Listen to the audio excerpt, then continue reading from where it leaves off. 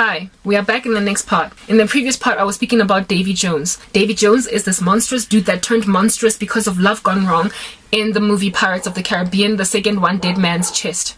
A man that tries to hide, kill, and destroy his feelings because he's sick and tired of feeling pain. So he sears his conscience because of love gone wrong. But before his conscience is seared, he holds a woman hostage to an impossible life. Most of my exes are Davy Jones. Most of them have gone on to marry other women. And the thing that I am to them is a byword and a taboo. A lot of them are doing this with their hands when they look at my life. So you can understand how prolific the issue is. My first love is Davy Jones. I had a dream about him when I was still working at MTN. I hadn't seen him. I was only 17 when I dated him. I only saw him one other time after we broke up at the funeral of some dude in his neighborhood that I also knew. That was the last time I saw him, and that was years before I got afflicted with witchcraft spells from him. I was not his friend on any social media platform. We were literally not even in contact at all.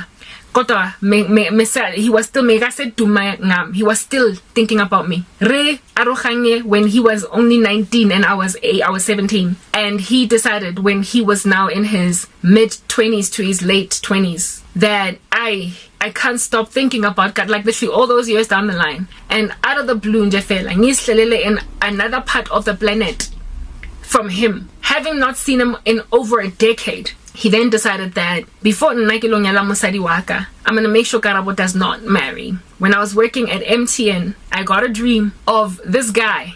It was a boardroom that I was in. I was running some meeting, and he was underneath the boardroom, caressing my legs, trying to do things to me underneath the fole. And I kept on, it was a very sexual dream, and I kept on telling him, let's say his name was Jabu. I was like, Jabu, what are you doing? Stop it.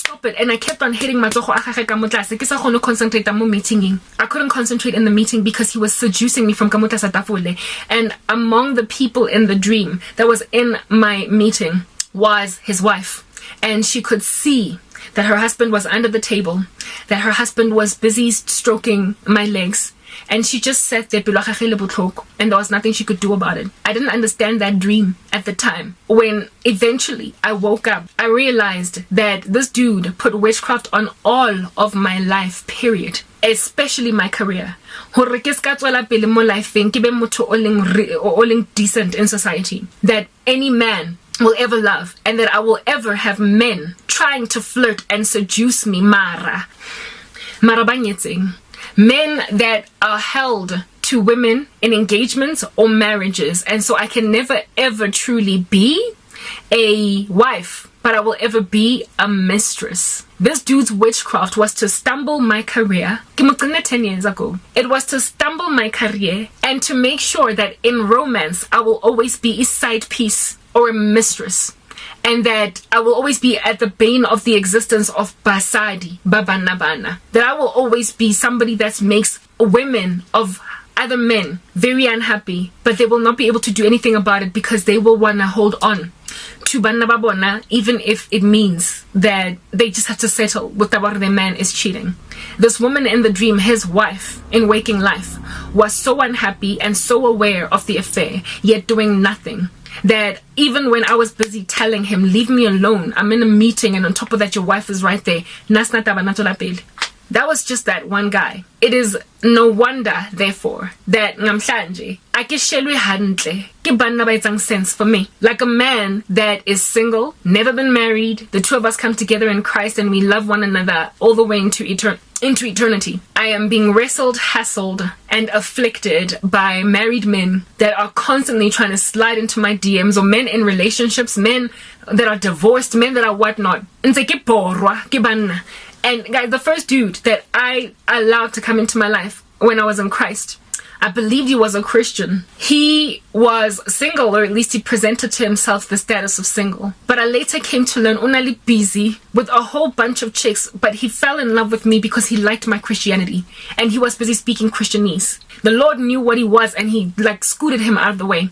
He used to work in the same company as me, And I found it odd when he was busy talking to me, as I communicated, all of a sudden a couple of ladies in his department started to pass me shade. And I couldn't understand because I went from a history of being good with these women. And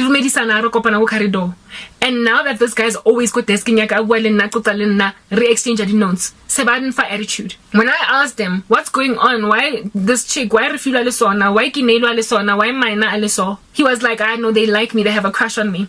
And they can't have me. I told them, I'm a godly man, and so because I'm godly and they are not godly, I have rejected them. One time, however, he confessed to having at a marketing event of sorts, some team building, having kissed one. And I was like, what are you doing? Still busy making like Georgie Porgy, kissing the girls and making them cry when you call yourself a Christian man. And he was like, I was stumbled that day. It's just that we were at this fun event and I ended up like that. When you compromise, the Lord ultimately showed me this guy, unajola, ha blapa, ko officing, marakimo unang shetse. And as a result, other women ended up passing me shade. Involved in what capacity? And when he started dlalaring with me, they were like, they created out of me an enemy because they were all vying for this one guy. Such unsavory and unsanctified men have no business in the life of a Ruth and Esther, have no business in the life of a Rebecca, a Sarah, a godly consecrated woman, or Ratang Jeso. They have no business in the life of a Hannah.